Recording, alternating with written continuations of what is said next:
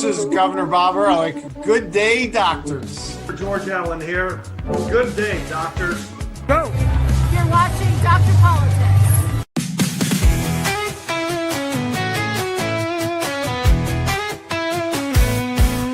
They're Dr. Politics. He's the one to see. Breaking down the news with sharp analysis. From Congress halls to campaign trails, he tells the truth when all else fails. They're Dr. Politics. Dr. Politics. Exposing the spin, the lies and tricks. Dr. Politics. Dr. Politics. He calls it straight, no politics as usual. Love from backroom deals to primetime fights. He sheds some light and sets things right. Debates, elections, policy. He cuts through all the DC sleaze. Oh, Dr. Politics. He's got the facts. Dr. Politics. No holding back. Dr. Politics. Go away.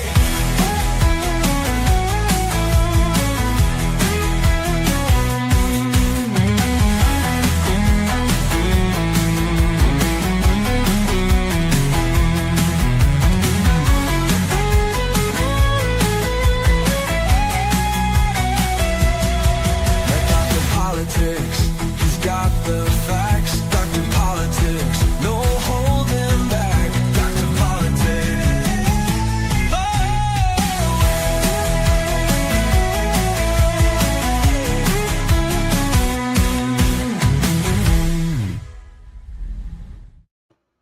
Hey, it is July 24th, 2026. Almost 5 months away from Christmas. Yeah, and if you're in Utah, you're on a state holiday for the days of 47. Oh, really? Yeah, it's supposed to be the anniversary of when the Latter-day Saints rolled into the Salt Lake Valley. Oh, okay. So it's a huge deal. They have a parade. You Do just do all kinds of things. It's Imagine so dry. running for It's so office. dry out there, though. They've banned fireworks in a lot of the places. So I mean, imagine being a candidate out there. You got the 4th of July parade. Now you've got the Founders Day. I guess it's in essence what it's like a Founders Day, right? yeah, I mean, it's obviously a big deal because the state is heavily, Latter-day Saints. Yeah. Not as much as it used to be with all the Californians and Washingtonians, people that moved in there from other states when they sold their high-priced homes and moved to Utah and then pushed the prices of Utah homes way up. So, Yep.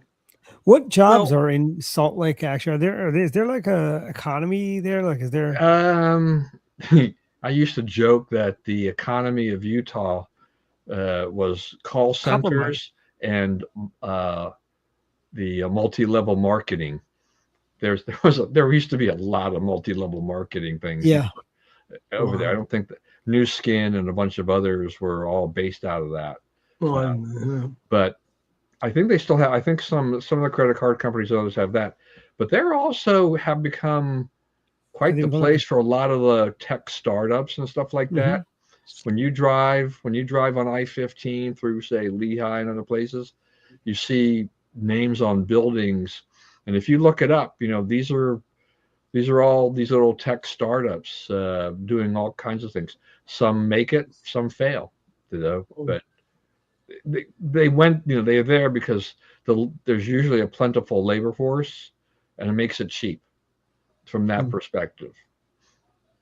So, and even though the cost of living has risen because of the outsiders coming in, it's still a good place to live overall. Like Florida, a lot of non-Floridians have moved in and drove up the cost, but it's still a good place to live.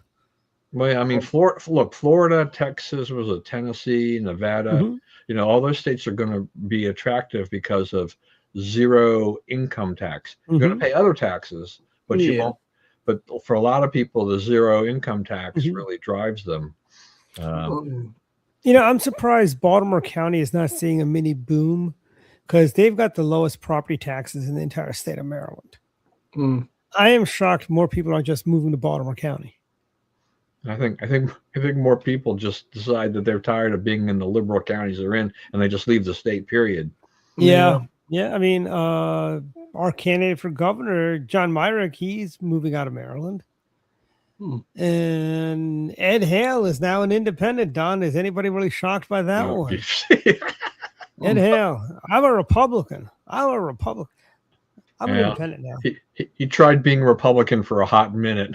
I was off my meds when I was a Republican. Whoa! So what's this about Myrick moving? I mean, Yeah, he's moving out of Maryland because of the property taxes and all that. Or maybe he just wants to be in a place that his vote will count, or maybe, Republicans can win. By the way, Mikey Sherrill, Governor Mikey Sherrill. Yeah. It's funny how you can get up there and lie to everybody. I'm willing to bet this same thing happened for years, Ever since motor voter, that was the biggest flaw of motor voter. I mean, Dianne Feinstein, God rest her soul, is the reason we have it. Yeah. motor voter is a con job. I mean, that was the Democrats, that was their path to trying to ensure victory forever and ever by just, that whole thing in New Jersey is. What, we lost Don? There it is. No. Yeah, the whole thing in New Jersey is just crazy. I mean, to see Mikey Sherrill get up there and, she wants to be transparent, right? Oh my God, I had no idea this was happening.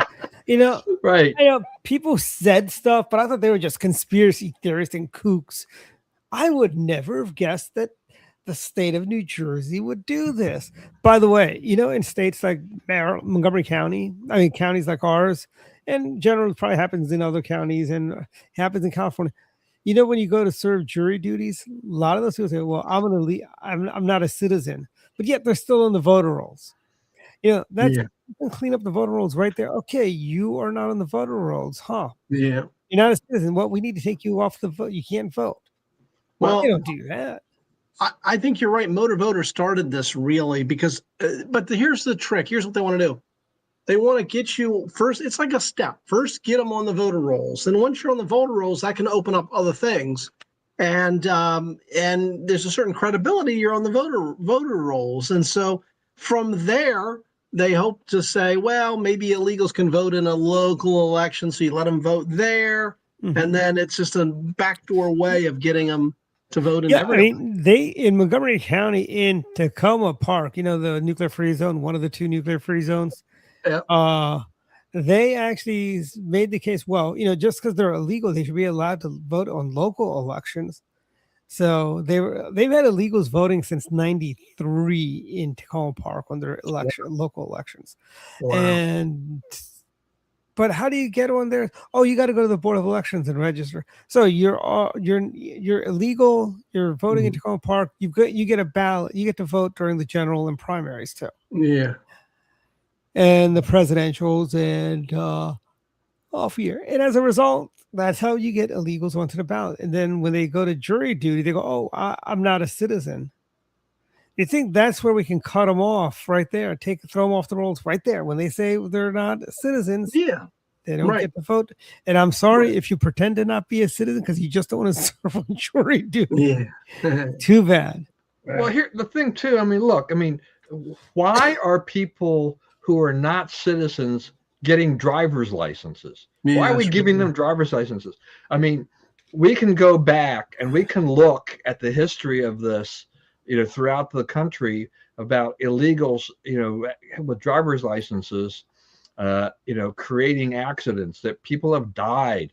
And most of that Chinese guy driving the bus aren't insured, right? On top of that. Yeah. Yeah, I agree. I had my Oldsmobile hit by somebody who was basically an illegal, no car insurance. Yeah. And you know what the cop told me? Well, you get the uninsured motorist fund, so your costs you're not going to pay, but yet I still have to pay my $250 deductible. Yeah, yeah, right. Yeah, it's a crime. It's a real crime. So there was what was it? 6,600? Was that the number out of Yeah, 6,500, 400 voted. 400, I think. 400 voted, right? Mm. And I do kind of agree. I'm pretty sure. I think that she's probably right in the one respect. I mean, they're kind of spread out throughout the state, so they probably didn't really affect any election per se. Yeah. Well, remember Jack Giarelli, he only lost by a handful of votes. I think 87 or 89 votes. Jack Giarelli. Plus, you look at it this way: an illegal vote cancels out the vote of someone who's here legally. Right. But what was I think it was the View. I think Sunny Hostin or somebody said she says, well, they were confused. Wait a minute. There was even one of the people who had gotten a driver's license, and then was registered to vote, but she knew that she wasn't supposed to vote. Right. But the whole idea of registering them to vote when they get their driver's license, which they don't deserve anyway, this is a farce. This itself is criminal. The Democrats have just put this thing on us. Don, the other thing with motor voter, okay, let's suspend the real world and say everybody in America, we don't have any illegals and all, everybody, but something, let's make them work for their vote. Why should we make it after they stand in line for 8 hours at the DMV? They go, oh, would you like to register to vote? No, let them go to the Board of Elections or the post office and fill out a registration card and do it that way. Let's not make it easy for them. It takes some effort because we have so many people that register and don't even bother to vote. So why are you cluttering up the voter rolls? Because the other thing too, though, is just that originally when motor voter went in, I don't know that it had as big an impact as it does today, because now virtually anywhere you go, any state that you live in, you can vote by mail, right? California mails everybody a ballot, right? And Maryland, I'm on the rolls as a permanent mail-in voter. Now that's because I'm a lazy SOB at this point in time in my life. But if the state of Maryland had said, we're going back, pre-COVID, and we're going to say, like, if you want to vote by mail, also known as absentee ballot in the old days, then you need to give us a reason why we should send you an absentee ballot. You're going to be out of the country, you're sick, you're from, you cannot. But you give them any reason to get an absentee ballot. It wasn't that hard. Oh, I'm going to go to the movies on election day. That's why I'm not going to be able to vote. Yeah, still send it to you. But it created friction, right? Yes. I mean, for to do that. Now, if you're a motor voter and you're in California or in a place else where if you're here in Maryland and you're now recognized as a permanent mail-in voter, well, that's pretty darn easy to fill out a ballot, sign it, date it, and mail it back in or drop it on a drop-off box. But if you forced the people, if you forced everybody to go back to the polls, even if it was early voting, even if you kept early voting, you would create some friction there where I think a lot of those people would not vote. And that would be fine with me because they shouldn't be voting to begin with. So this is part of the problem, is how this is all snowballed. The Democrats they're fine with it, right? They don't care. The other thing about Mikey Sherrill with all this that I thought was kind of funny, though, was that she took great pains to make sure that everybody understood this did not happen under her watch. Yeah. Right? She threw the previous administration, a Democrat, under the bus. Yeah. Yeah. Which is funny, Well, and also the week before, Trump talked about the need for the SAFE Act, and he talked about election problems and fraud, and then all of a sudden you find out in New Jersey. And not only that, they've even found that, I don't know about in terms of voting, but there are lots of people that are on the rolls improperly. And so you got to clean up your rolls. And a lot of these blue states, I don't think they do anything really to clean up the rolls. No, and they have criminals on the ballot too. Yeah. They got criminals. These are people who shouldn't even be. Yeah, and the liberals fight tooth and nail every time some jurisdiction tries to clean up the voter rolls, right? I mean, right? They say, well, if you haven't, this group of people, we need to purge them because they haven't voted in a number of years, or there's something there that some standard they don't meet. And then the lawsuits start flying in about, no, you can't do that because it's like you're disenfranchising people. They're always talking about people of color. You're hurting the blacks, or you're hurting the Latinos, or whatever. It's like this. They have made it so difficult to clean up the rolls. Yeah. I don't know if Montgomery County still has the old, the 10-year rule or whatever.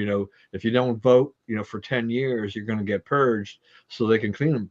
But as I recall too, Dwight, when Election Integrity of Maryland was fighting these things, they had the darndest time with the State Board of Elections to get them to, they would present them with names of people who were no longer living in the state or who were deceased or whatever, and the state of Maryland refused to purge them.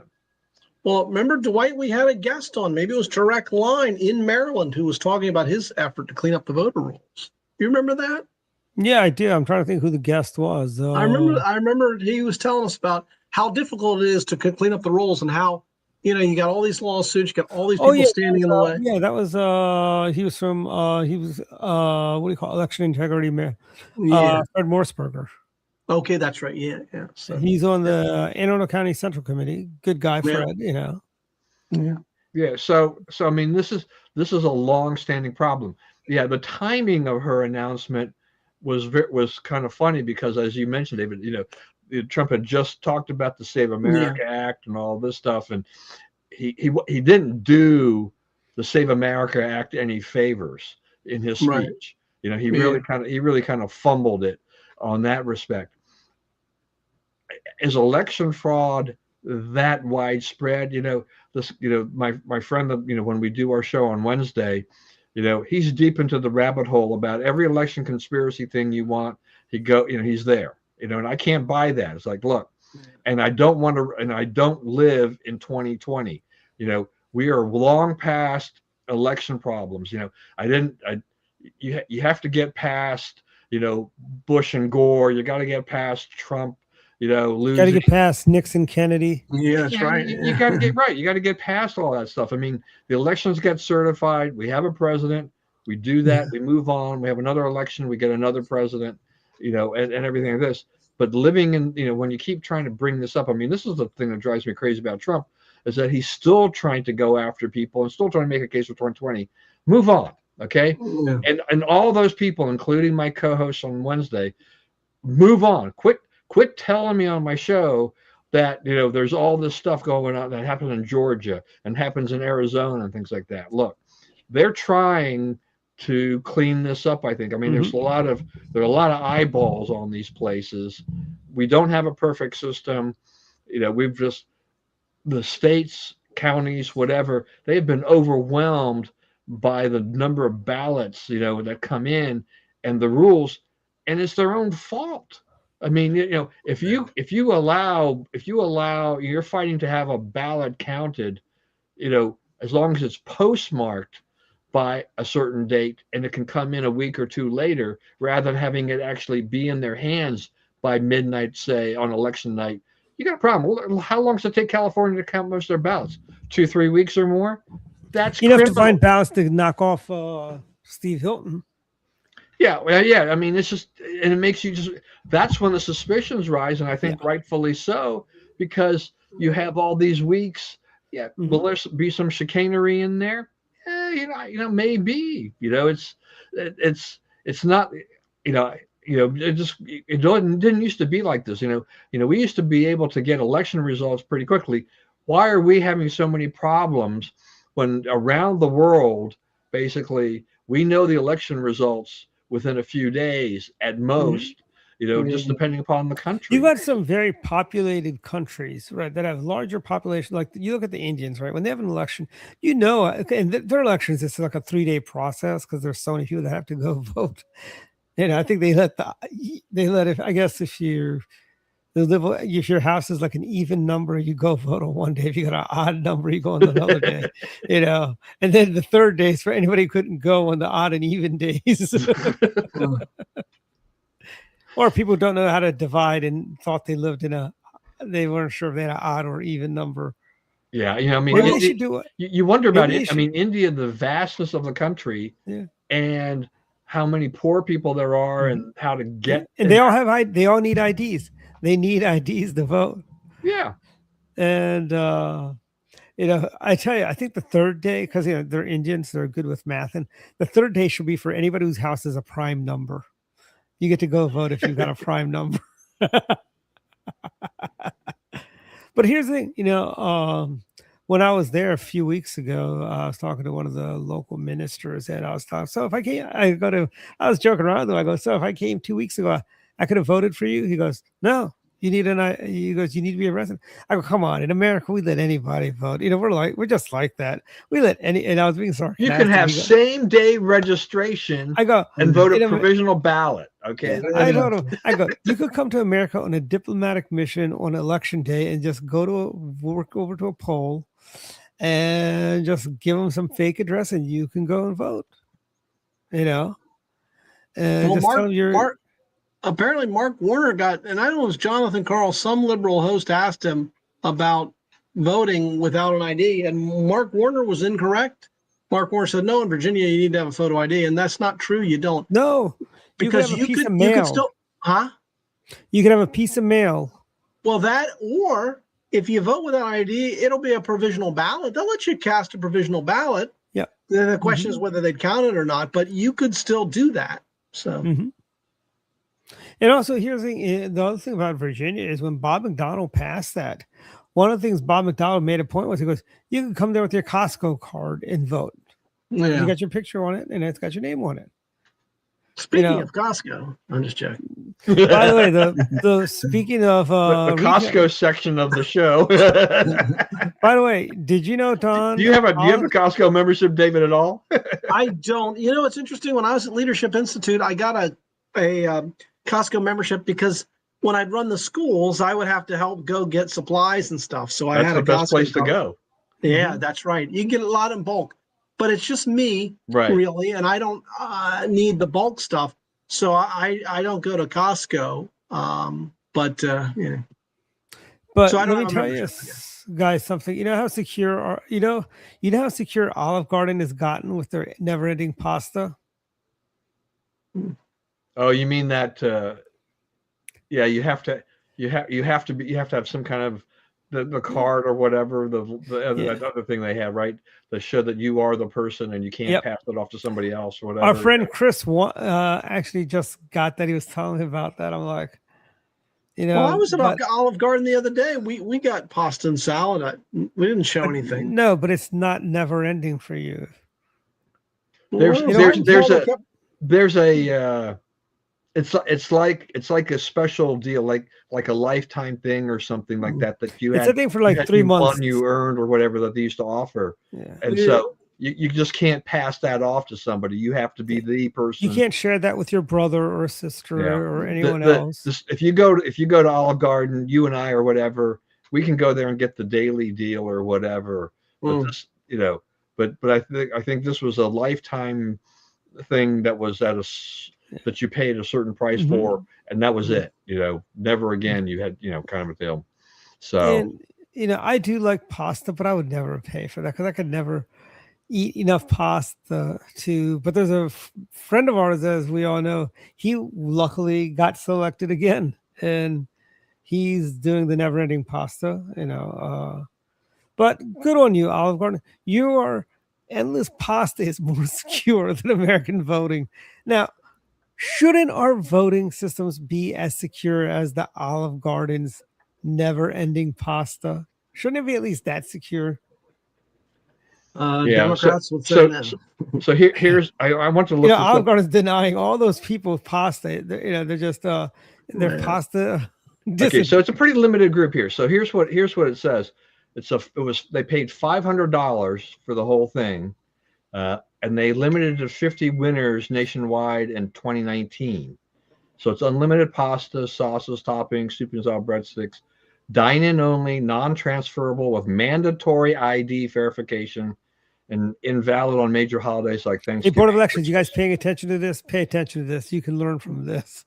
So that was it. So there were only 50 people who had this during that promotion period, but you can't transfer it. You have to show an ID to get the lifetime pasta. Yeah.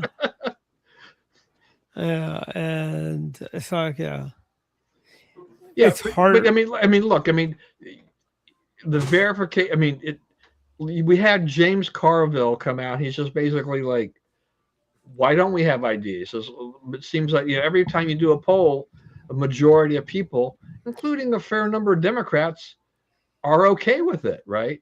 Yeah. The elected Democrats in Congress, they don't want it.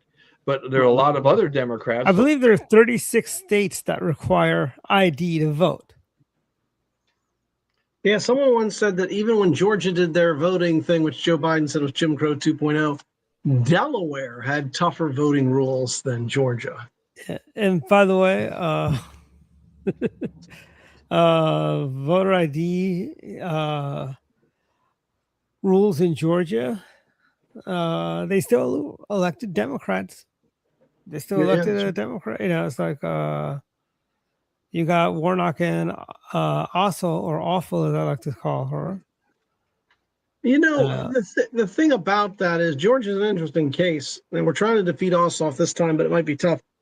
But in some ways, Trump, that was the worst of Trump came out, because both of those guys, Ossoff and Warnock, really shouldn't have won.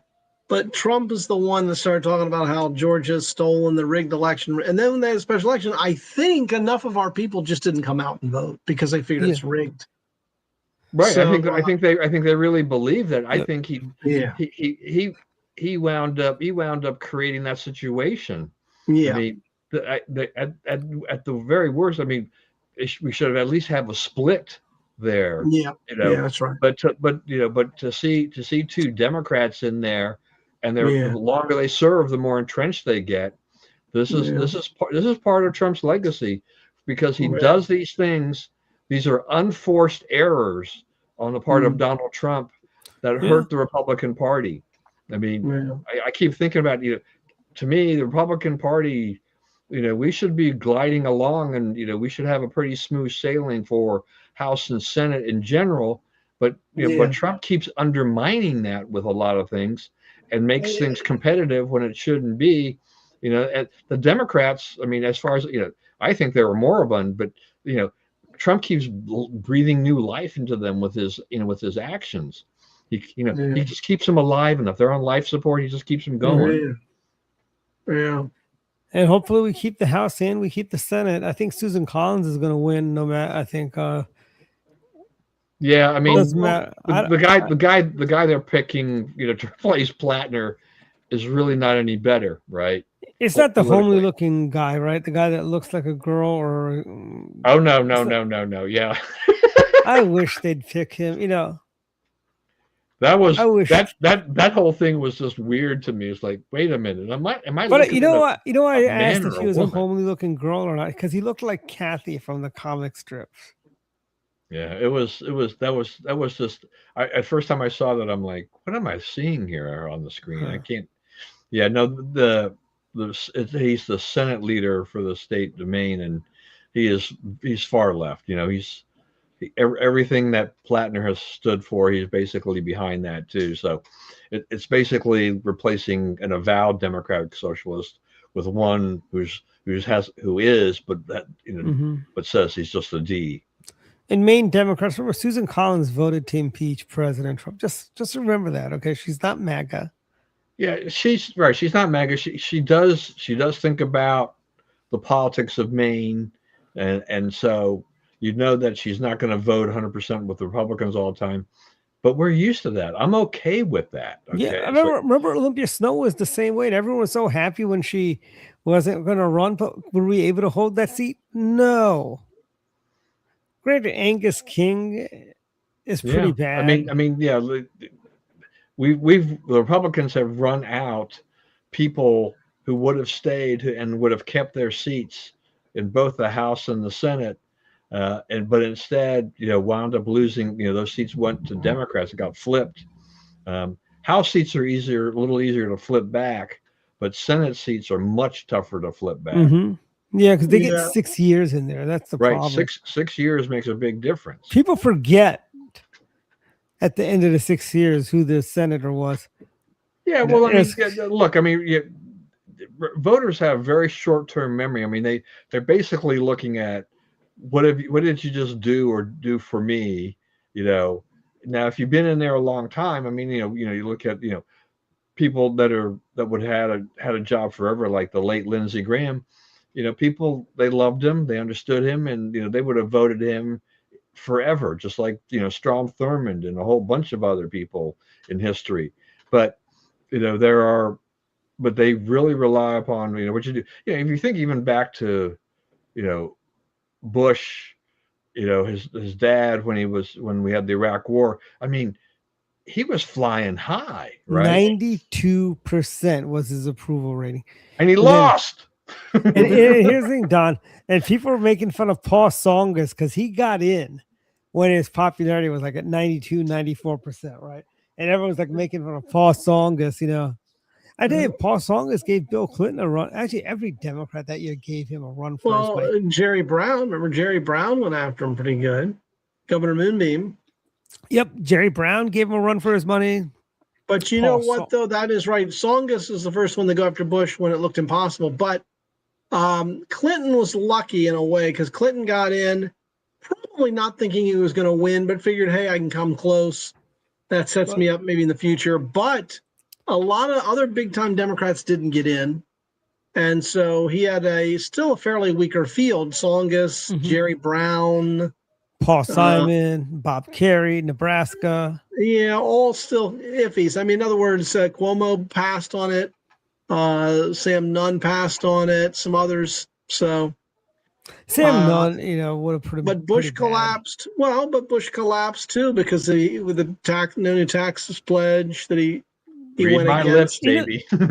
You know what hurt him more than that was Ross Perot getting in. Oh, that's right. Ross Perot had a personal animosity against the Bush family. He wanted to be chair of some commission, and he didn't get to be the chair. He got to be on the commission. And yes. But it was really against George H.W. He didn't like H.W. He ended up endorsing George W. later, but H.W. he didn't like. So that was that great ticket. His party nominated Pat Buchanan and Lily Filani. Oh, that's right. Yeah, that's a wild one. Yeah. Yeah, I mean, talk about the odd couple, Lily Filani and Pat Buchanan. What do those two agree on other than the sky is blue and the grass is green? And that election, gave people, they gave third party candidates a thinking that, we can become viable, but where are we now? Yeah. Nope, they're no longer viable. It's Republicans folded, right? and Democrats.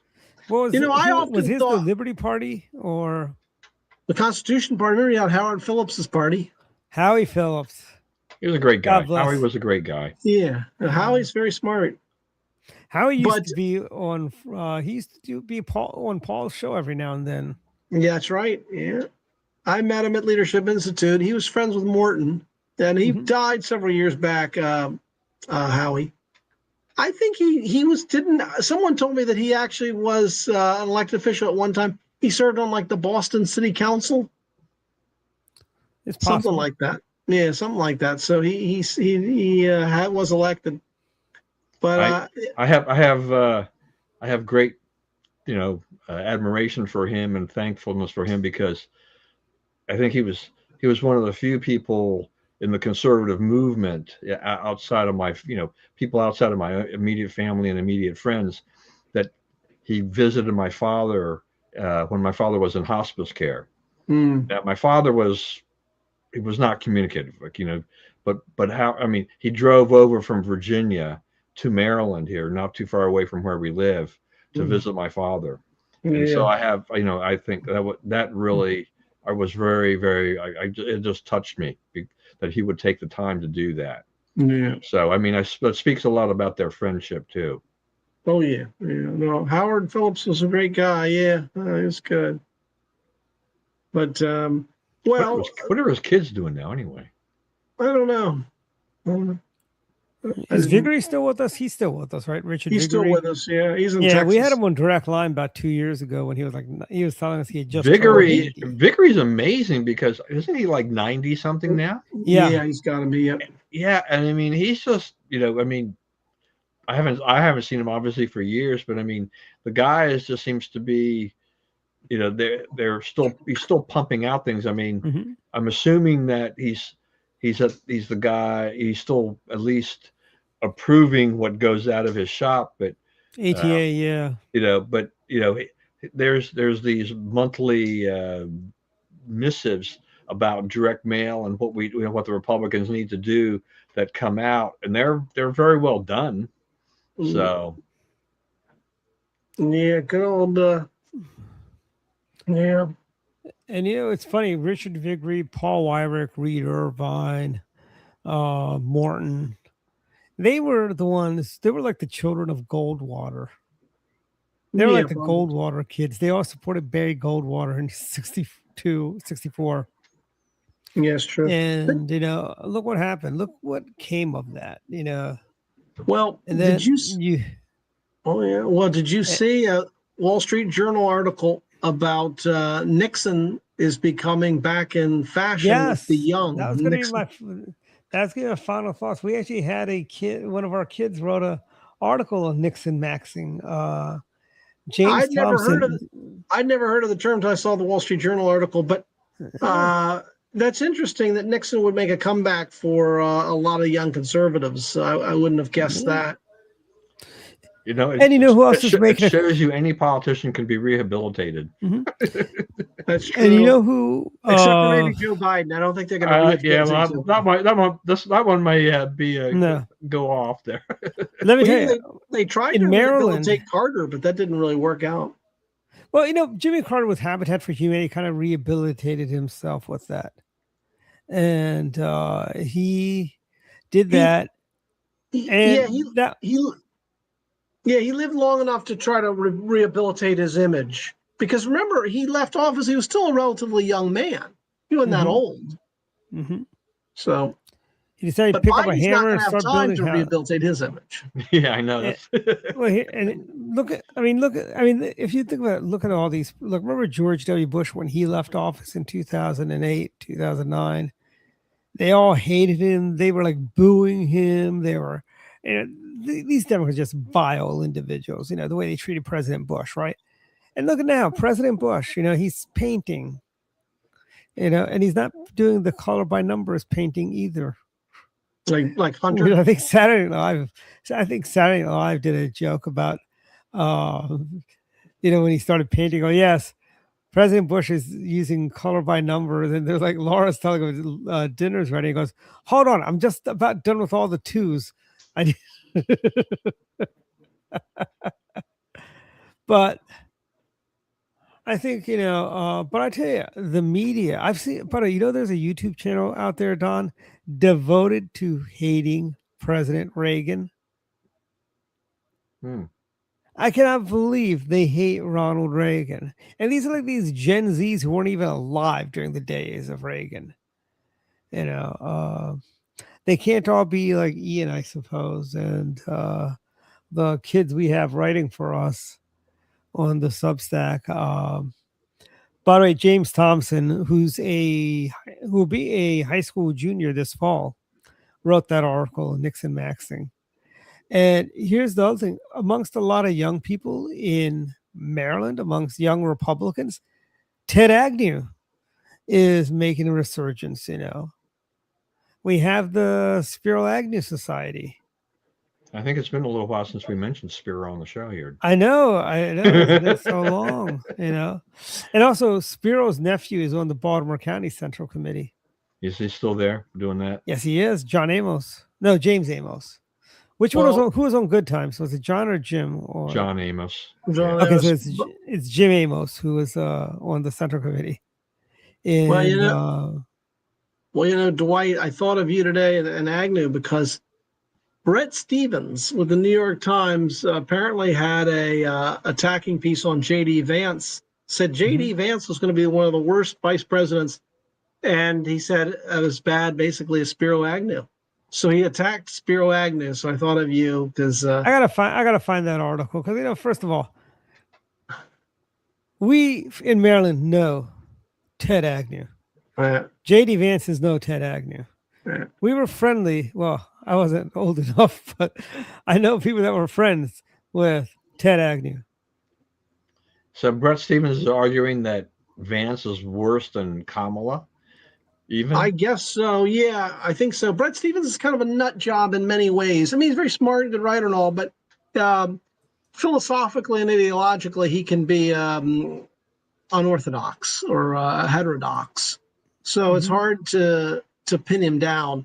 But anyway, he had a scathing piece against J.D. Vance and said J.D. Vance is as bad as John C. Calhoun, Spiro T. Agnew, and a couple other people as vice president. I'm impressed he knows who John C. Calhoun is. Well, I think so. He's not particularly that bright. I forgot who Calhoun was the vice president to, but anyway. But yeah, that was Brett Stevens. Yeah, the guy looks like an angry individual. What's wrong with Vance? I mean, for him, nothing really. But Vance apparently had some comments on the Joe Rogan show that Stevens didn't like, and part of it is Stevens is very, very pro-Israel, which I am too. Yeah. But I think he took exception to some of Vance's comments in terms of. Well, let's be honest, Israeli Dave. If he wasn't gonna be offended by Israel, he would have been offended by something else. Yeah. As Ian once wrote, these Democrats will impeach President Trump for using the wrong fork at a state dinner. Yeah. Okay. I mean, I was a little troubled by those comments he made about Israel too, but Yeah. And then you got liberals that call into these conservative talk shows and go, they're like, as Rush would call them, seminar callers. I voted for Trump, but I don't know if I can vote for J. And he goes, Marco is a rhino because he was part of an amnesty, and then he go, and J.D. Vance is married to that heathen woman. I think that's going to work against him. And I'm like, you're not a Republican. Republicans don't even think about stuff like that. It was like one of those Rush Limbaugh Democrat seminar callers that was calling and complain about, but they want to make it sound, it's like, remember they used to always call up Rush and go, I voted for Bush twice, blah, blah, blah. I just can't vote for so-and-so, Well, understand that CNN for years elevated the seminar callers and had these fake Republicans, these never Trumpers on. They put them on because of that they would say, I'm a Republican, but I can't vote for Trump. So anyway. Yeah, a lot of those seminar calls were always Democrats that call. Yeah.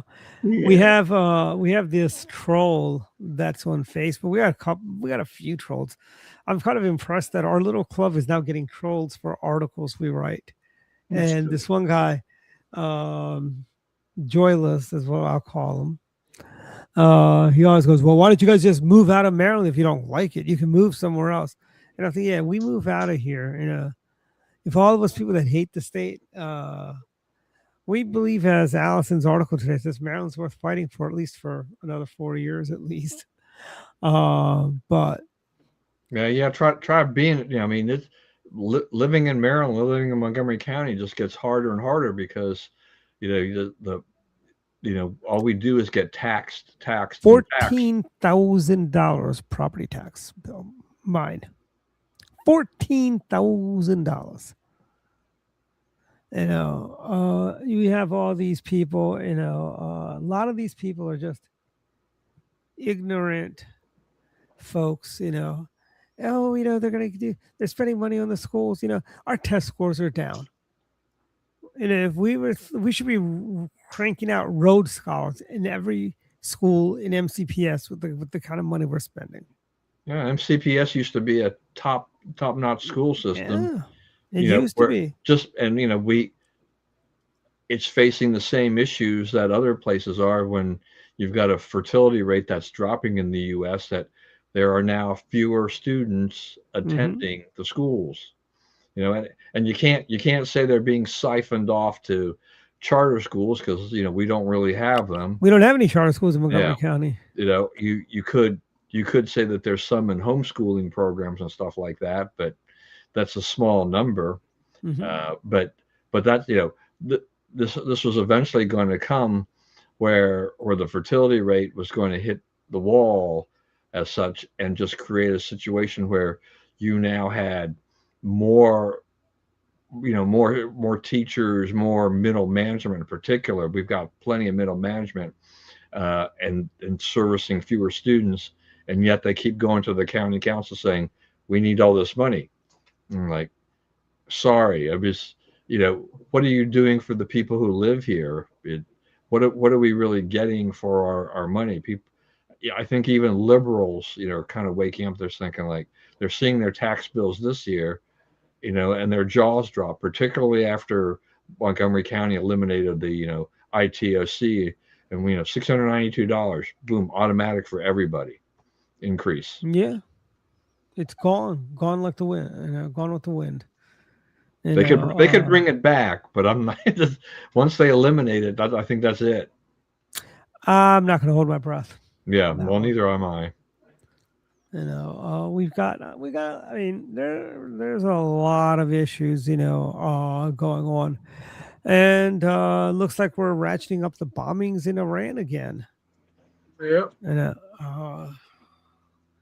Yeah, I mean, I think we talked about Pickaxe Mountain. Have we bombed that yet? Because I've been hearing rumors that we're going to need ground troops to take out Pickaxe Mountain because we really have no intel on it. Yeah. Well, this is the thing. I mean, I think after this latest round of here, where they went and they, Iran went and bombed Jordan and things like that, we lost service members. This has got to be it. Quit pussyfooting around, President Trump. You have spent 5 months, in essence, and 5 lives. And 5 lives. Yeah, and so let's make Tehran look like Dresden. This should be it. I mean, you need to now ratchet it up and quit letting Iran.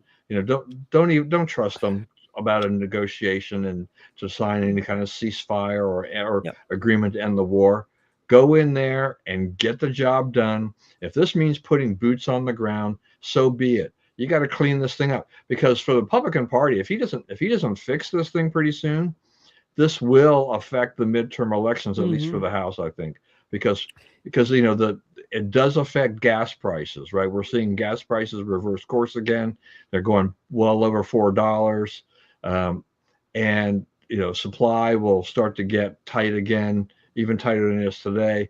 So people will think about that. When they hit the gas pump, they know what it's costing them, not just in their personal gas, but also they'll see it in food prices because of transportation there.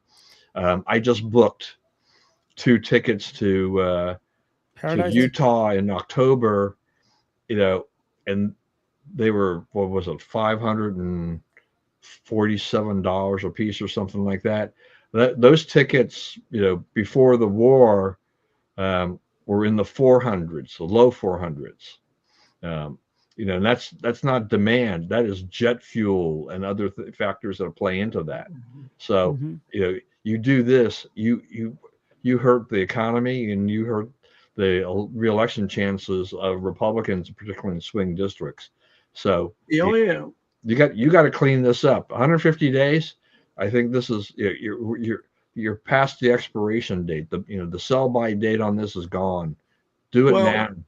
Yeah, I wrote a column a while back where I suggested that it was not a Hail Mary situation, but Trump figured he'd take a shot at taking out the regime because they had intelligence that, hey, they're all together at this one time.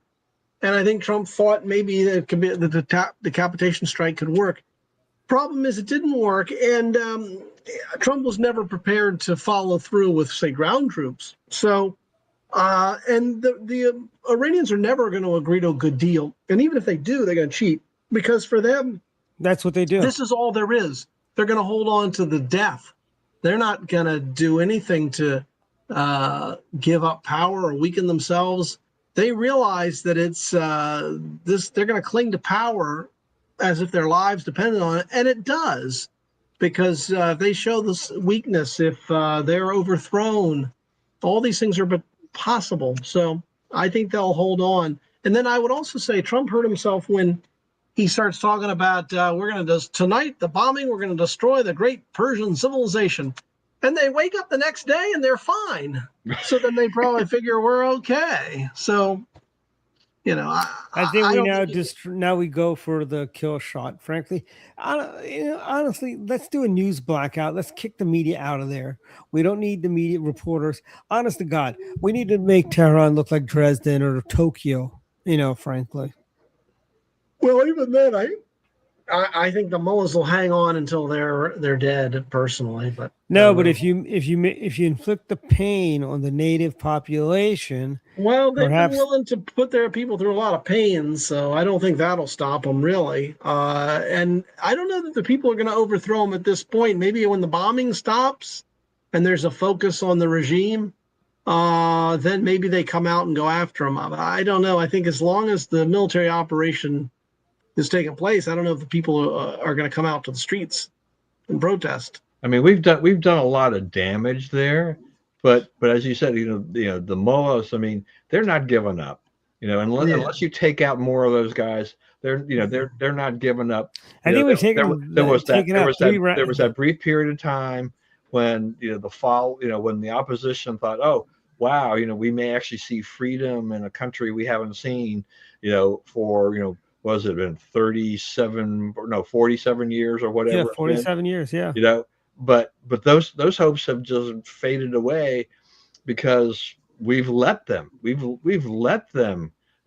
ahead. The ceasefire, any ceasefire that we've had so far, that only helps Iran, right? I mean, they get to restock, rebuild, do whatever, kind of fortify themselves instead of just going pound them away and bring them to their knees.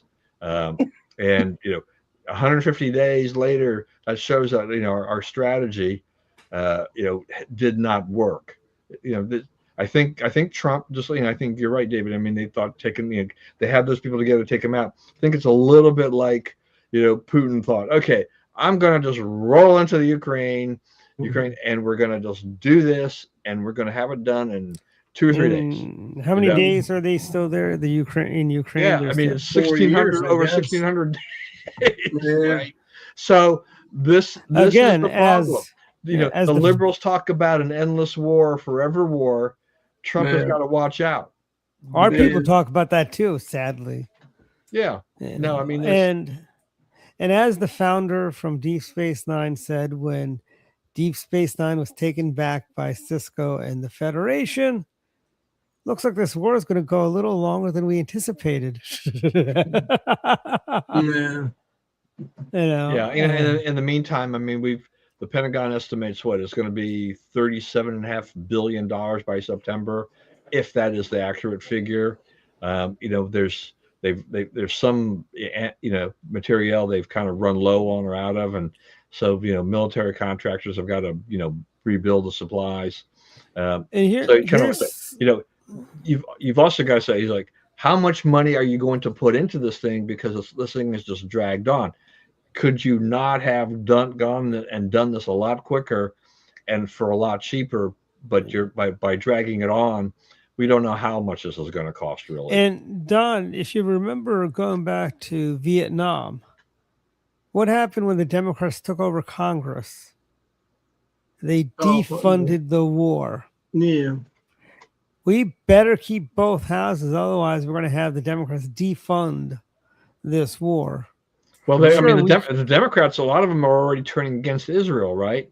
So yeah. So I mean, that's we're getting to that tipping point where if they win Congress, there is no guarantee that Congress will vote to support Israel, which is part of this whole deal as well. And this would change a lot of things. This is not good. This is quickly kind of I don't want to call it a quagmire, because it's not a quagmire. Not yet. Not by any stretch of imagination yet. But I mean, here's the thing: we use quagmire way too easily. Remember the War of Liberation of Iraq was all it was not a quagmire. We really did have things under control for the most part. By the time President Bush left, Iraq was quiet and under control. Afghanistan was Quagmire is Russia going into Afghanistan. That's the getting quagmire. nothing. Yeah, that's the quagmire. Mm. You know, even I'll even go as far as say Vietnam was not even a quagmire, as they call it, a quagmire. You know. Well, that war could have been run better, and we know that there were things. Thank you to the U.S. media that exacerbated the situation that turned it into a needlessly long war. I mean, we had the Viet Cong dead to rights, and thanks to sentiment here, politicians, the weak-kneed politicians pull back, and they didn't go for the jugular and finish the job. They backed off. And honestly, President Nixon's Operation Madman was a stroke of genius. You had all those hippie beatnik, dippy liberals like David Hawke and others, and George McGovern's wife and George McGovern. They had their moratorium march on D.C. Moratorium on the war. We need a modern day Tet Offensive. Yes, we do. Yes, we do. I mean, imagine if we had General Sherman in charge of the Iraq war. He would have salted the grounds and made, his march to the sea from Atlanta was not a pretty march, But, of course, did the Union soldiers, some of them commit war crimes during the Civil War? Possibly.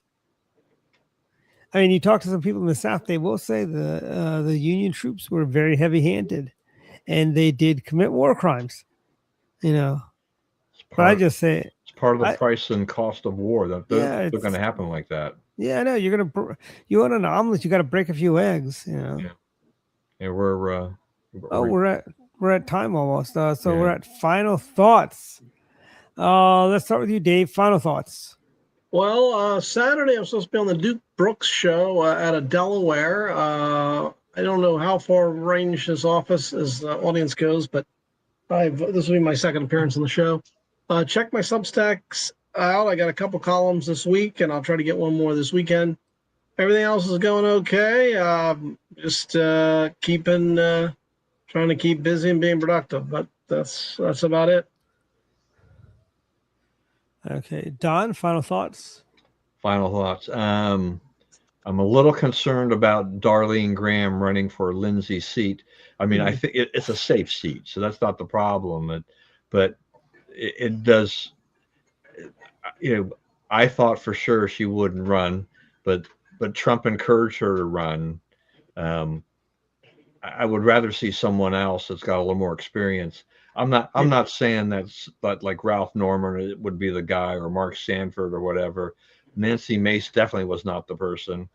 But I don't know. I mean, I don't know enough about Nancy Mace is overrated. I don't know enough about the lieutenant governor, but since I thought maybe she would have been a viable candidate, if not even the governor himself.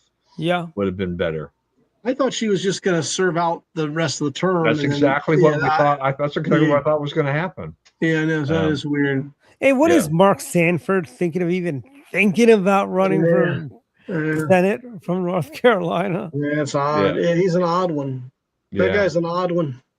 Well, he was the conservatives' first pick for president. Oh, really? They all loved him. Maybe get Nikki Haley to come back and run for the job. I don't know. Yeah. Well, I don't think. I will just say this: Ralph Norman is better than Ralph Northam. Yeah, don't get the two confused. Northam was good. Yeah. Dave, I almost forgot your governor. Let me find it. I had it up, but keep talking. I'm gonna. Her bad approval rating, she's at 44% approval rating. And what's funny is she got her official governor's portrait done the other day. Are you gonna pull that up again? Yeah, it's did I pull it up last week? I don't remember it. I haven't seen it. Obviously I think she's changing her name to From Spamberg to Spamburglar, like the Hamburglar. Hold on. Do I have it here?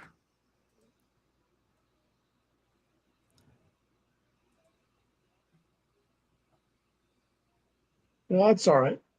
No, I'll find it. Just keep talking, you know. Okay. Here we go. I found it. Okay, there we go. All right, let's do it. This is her official portrait, Dave.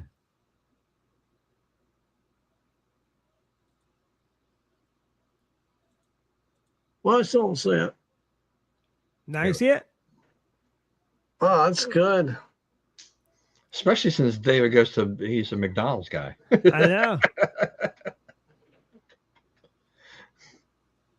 No, I like McDonald's too much. I think they should keep their distance from Spanberger. Spam burglar, because she burglarized Virginia. Well, she's doing a bad job. I don't like her. Once again, elections have consequences. They voted for her. They get it. That's right. I guess the thankful thing in Virginia is that you only get one term. Yeah, that's true. Yeah. The question there for me though is like, what does the next election look like? Oh, that and this move. I actually have another question there too. That and the move by the Democrats to align your Virginia elections with national elections, right? The presidential election. So that because they're doing a kind of, your guys are on the off year for most things, right? Right. They want to put them in those, and I think like, yeah, I guess they're thinking that they get more votes that way now that they control things. Yeah, that's right. I kind of like them doing it on off years. It's something special about Virginia and New Jersey. Oh yeah, the Bird Democrats did that. They didn't want to be associated with the National Democrats, so they moved the elections to off years. I think that works. I mean, it does. Yeah. Yeah, I actually like it when those things are not. You focus in on your congressmen and your senators and your president, and you're not worried about the governor and the other people. They can do it for the other year. I think the focus is better. I agree. Yeah.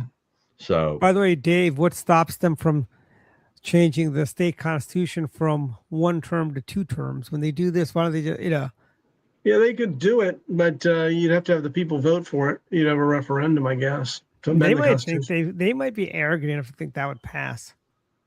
Yeah, they might. The Supreme Court shot them down the last time, so we'll see.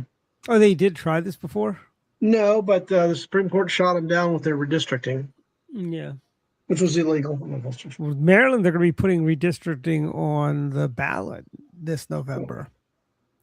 That's what the special session is about. All right, guys. Yeah.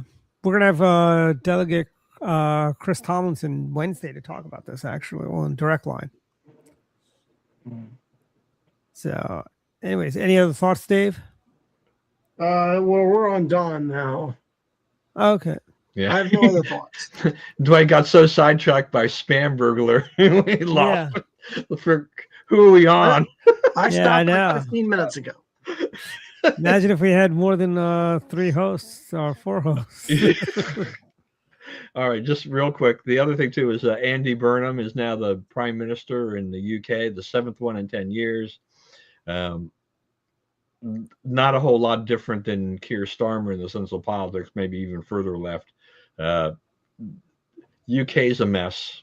It wasn't great under the last few years with the Tories. It's gotten worse with the Liberal Party. I'm not sure if the Tories have got a comeback plan or not, or whether or not your next power to be, or at least someone of the power broker will be, Nigel Farage and his party.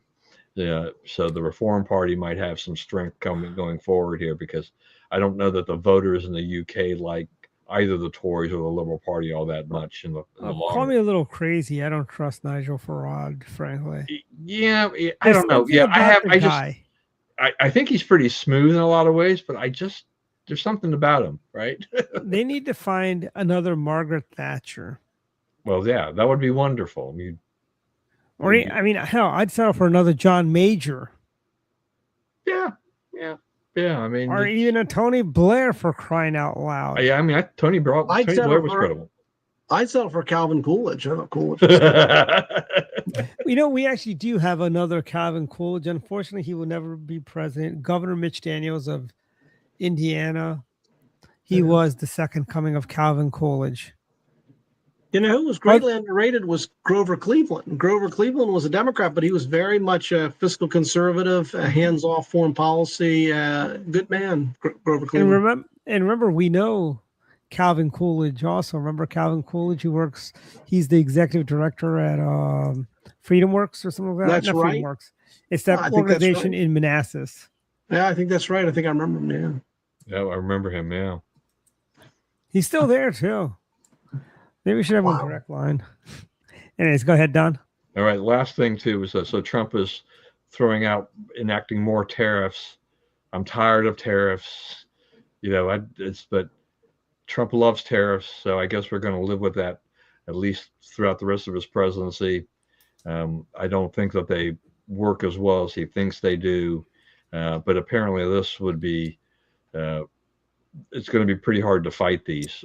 At least that's what they've designed or they hope for. So, but I did think it was funny that he threatened Canada with tariffs because of the wildfires. I mean, I had tweeted about this before. I was thinking about the wildfires, and I'm thinking like, well, based on the relationship that Trump has with Carney, that he'll probably enact some kind of punishment for Canada over these wildfires. And I'll wake up the next morning and he's threatening these things like, yeah, you got to do something about your wildfires and your smoke. It's like, and I thought, am I surprised? No, because it's typical Trump behavior.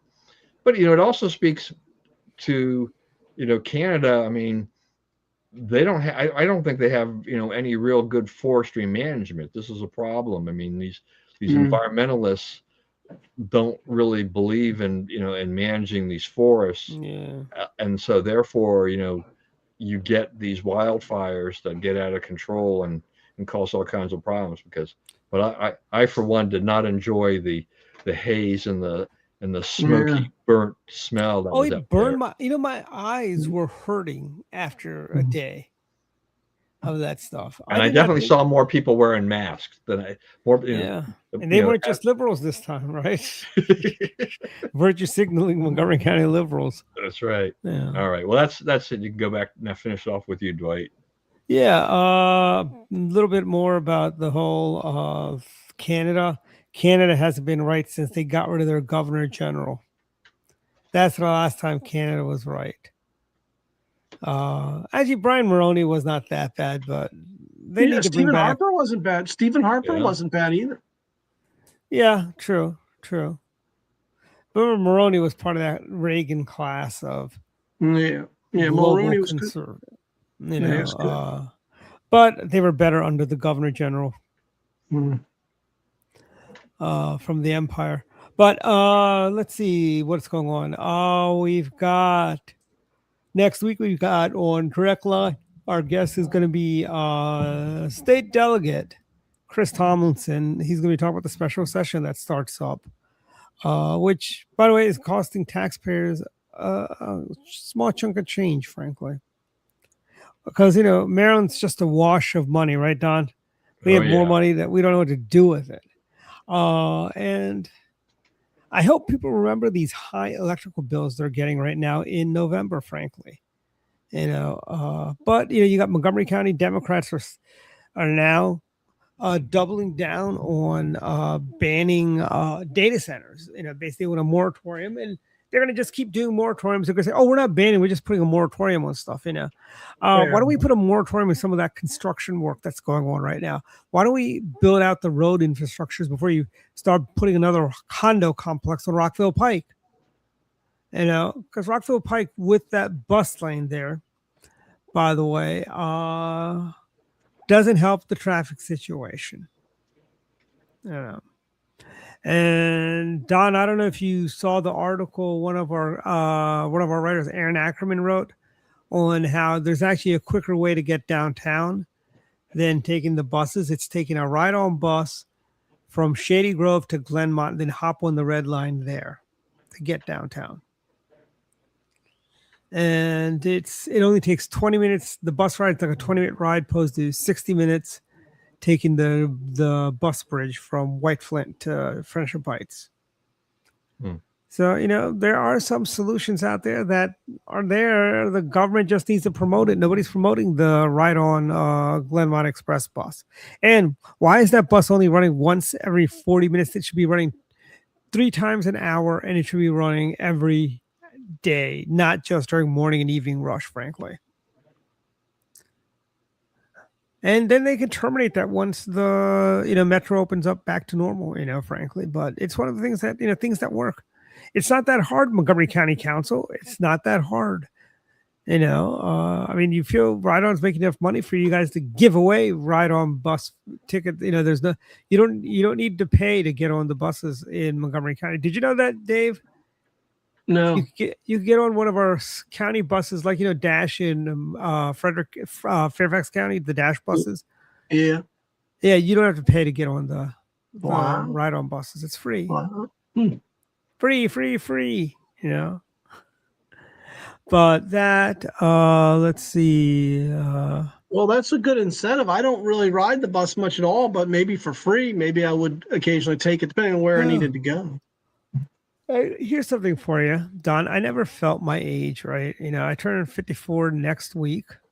No, week after. No, next week, yeah. Next week, I turn 54. I'll be 54 next time we do the show.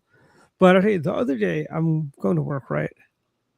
And I don't know what I tripped on, but I fell flat on my back in the NASA parking lot. And I'm like, usually I would just jump right up.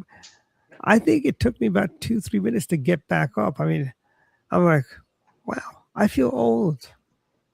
I'm feeling old, And you can break things a lot easier. Yeah, luckily nothing broke, but I was just there, I could not believe I had to stay on the ground for about a minute or two. In the winter when I slipped on a piece of ice that I didn't get off my runner boards, I fell flat on it. I just got right back up. And that was probably a harder fall than the fall I had there.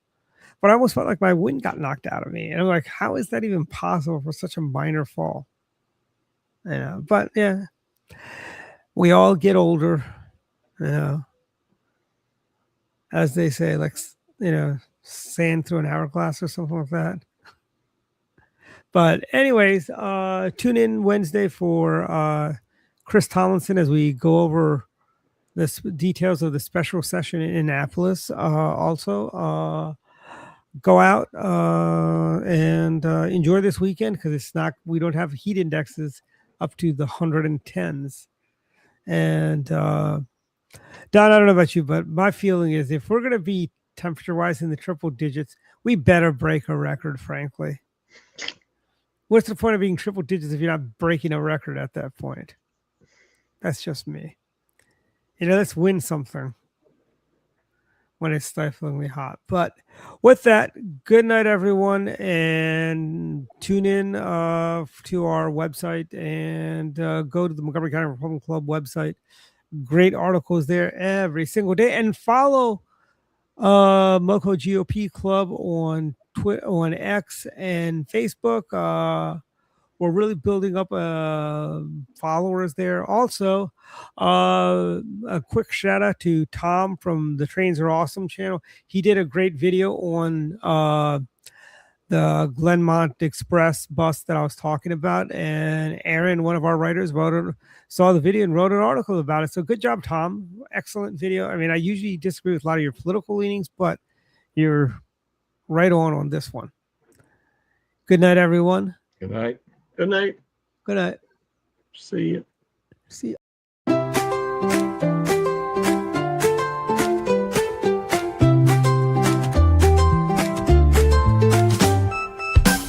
Let's go down to Masoni's, where Italian cuisine shines. Let's go down to Masoni's, we'll have a good old time.